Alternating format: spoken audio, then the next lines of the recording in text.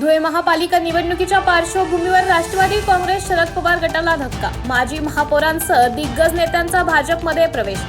धुळे महानगरपालिका निवडणूक जाहीर होताच शहराच्या राजकारणात प्रचंड हलचल माजली असून त्यातच आजचा पक्षप्रवेश सोहळा अत्यंत महत्त्वाचा मानला जात आहे.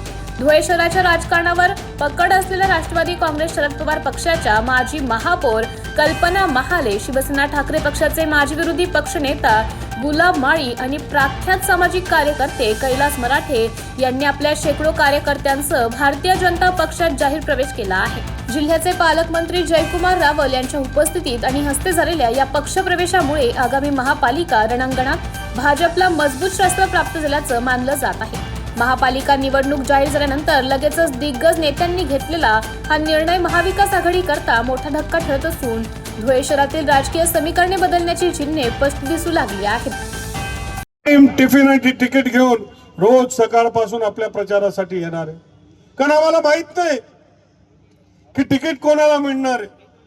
आम्हाला एवढंच माहित आहे की 19 प्रभागांमध्ये 19 का 17 19 प्रभागांमध्ये 4 भारतीय जनता पार्टीच्या निशाणीवर मतदान झालं पाहिजे आणि म्हणून आजपासूनच आम्ही प्रचाराला लागलो की आपली निशाणी कमळ, कमळ आणि कमळ याला मतदान द्या आणि त्या प्रचारासाठी आम्ही लागलोय.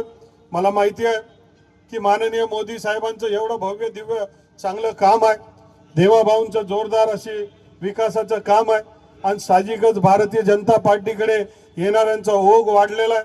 तो अनुभव मी स्वतः घेतला की महाराष्ट्रामध्ये जे काम देवाभाऊंच्या माध्यमातून होतोय ते दिल्लीमधलं आणि मुंबईमधला जे विकासाचं काम होतंय त्याची प्रचिती आम्हाला गल्लीमध्ये येते. दोंडाईच्या शहर